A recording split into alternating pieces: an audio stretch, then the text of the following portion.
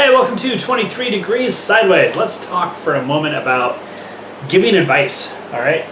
So, again, I gotta look off to the side to my screen for a minute. Oh my God, how do you give someone advice they don't want to hear? That's from one of my friends. And there's different settings and there's different ways to do this. One of the best things about therapy, like traditional therapy, or the world of coaching, spiritual enlightenment coaching, counseling, or performance coaching, is that you're set up in a situation where giving advice is part of the deal, part of the whole thing, right?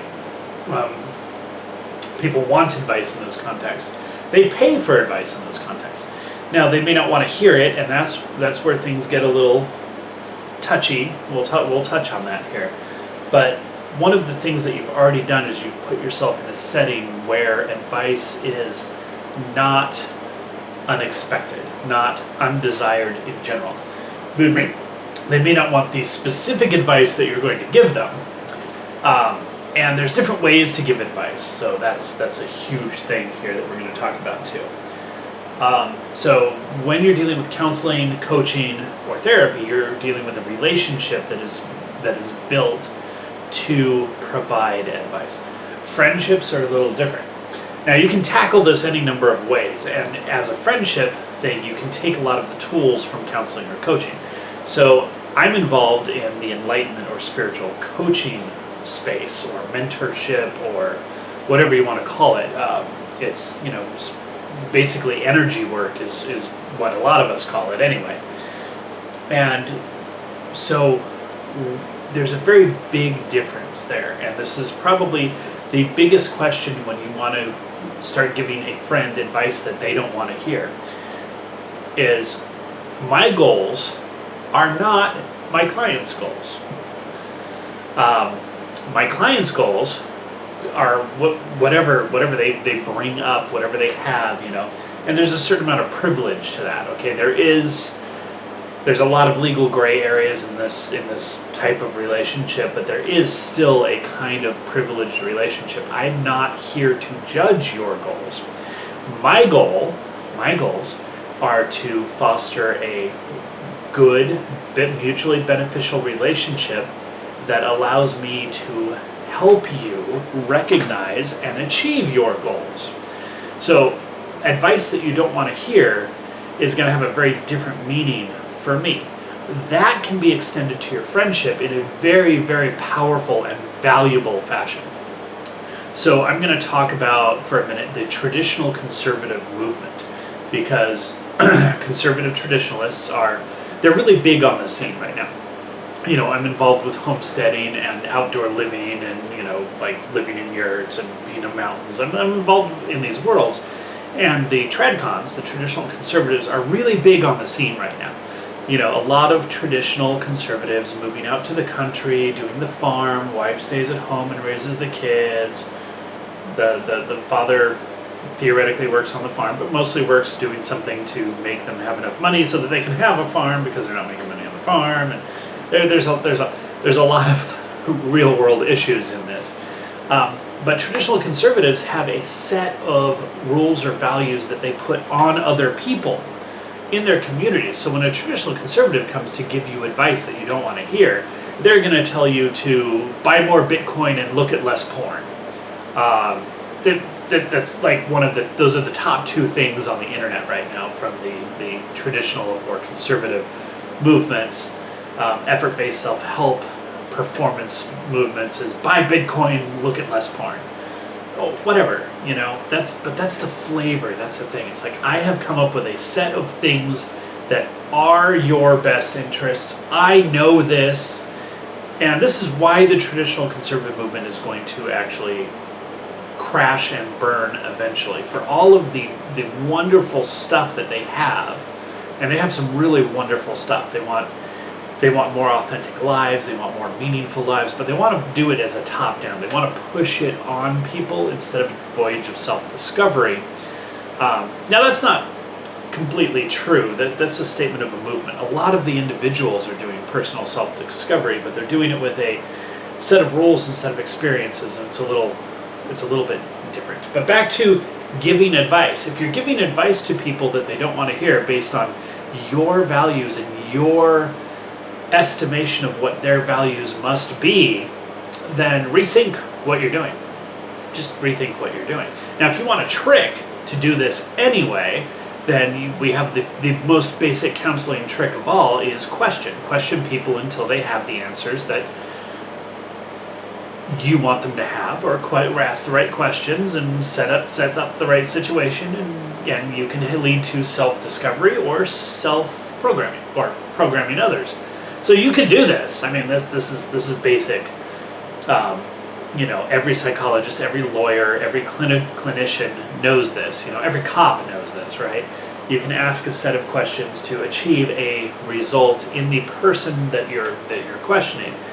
Put them in a certain headspace, make them make a decision.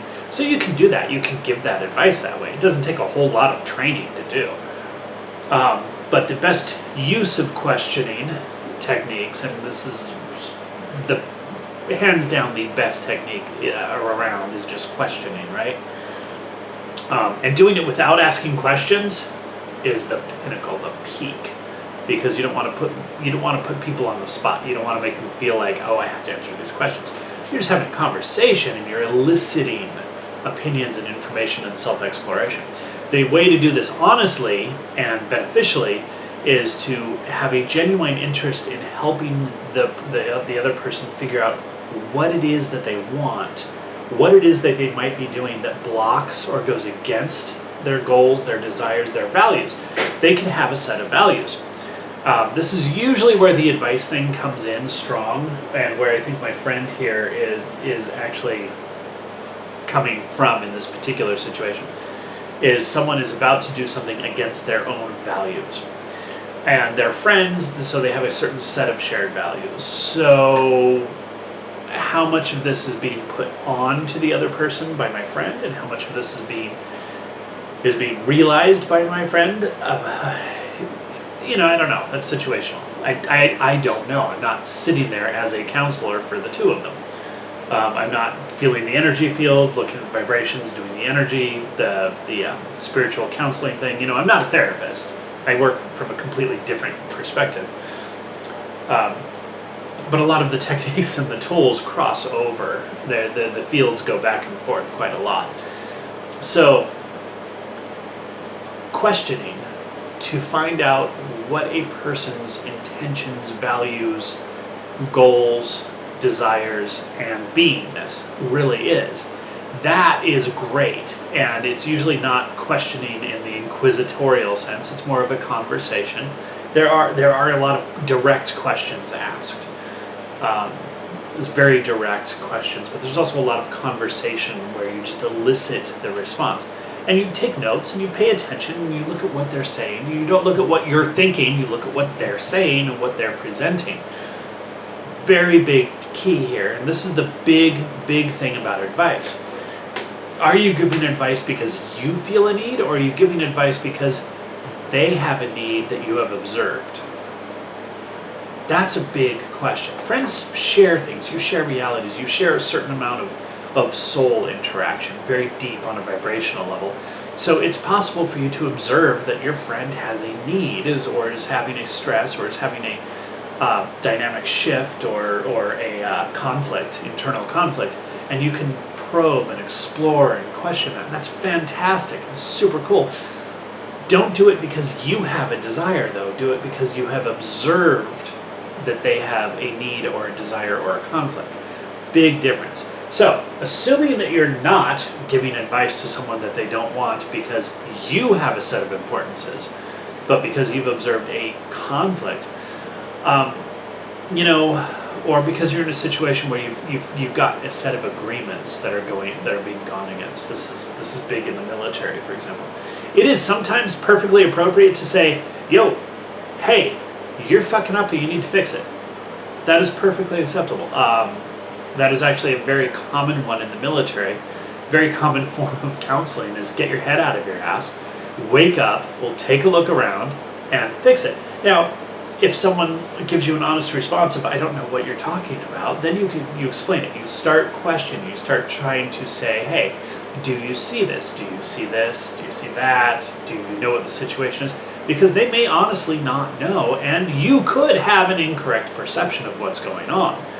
You know, the guy who's out drinking might be avoiding a wife who hits him in the head with frying pans. That actually happens. This is actually one of the more common things in the military, is that you will have military members who are engaging in behaviors that you think they need to just get their head out of their ass, but what they really need is help because they're in a untenable situation outside of the normal military work environment.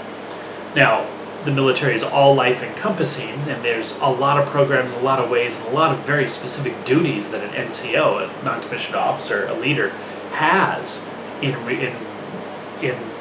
regards to family issues, for example. This is not a bright separated line like in the civilian world. So it is appropriate to get the questions, figure out what's going on, but just saying, hey, get your head out of your ass doesn't always work. You do need to actually get some information. Still, there are times where it's perfectly appropriate to say, hey, you're fucking up. Why are you fucking up?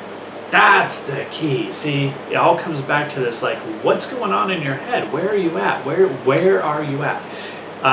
It's a New Orleans term, Nolan's term, and it's like, where you at?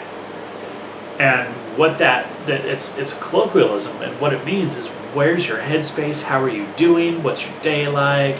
What's going on? Like, it's a really useful term. Where you at? It's an all-encompassing term, or question about, like, what's your headspace? What is going on? What do you need help with? What are you thinking about? So, in terms of giving advice, and this is I'm getting into longer video time. I think I'm making that shift because some of these topics you can't get through really quickly.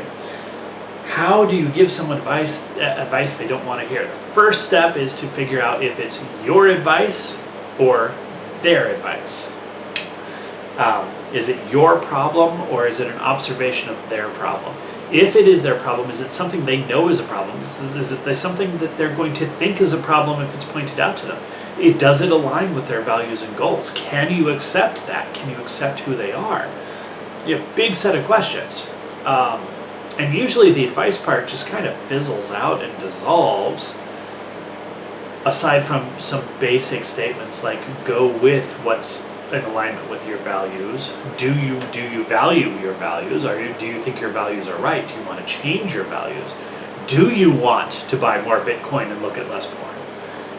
It's a question. Like, if that's a thing, then okay, then we can have advice on tactics and strategies and keep yourself in alignment with yourself.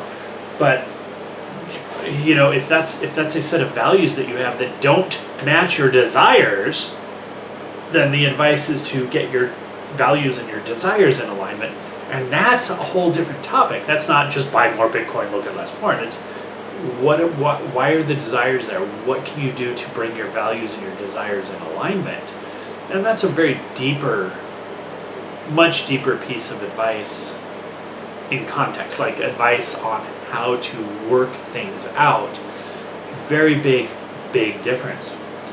So that's about all I got for you right now.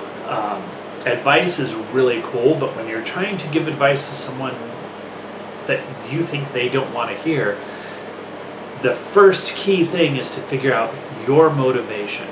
And if your motivation is some form of conformity or enforcement, then maybe you need to ask questions of yourself and the other person about values, desires, and whose importance is it anyway.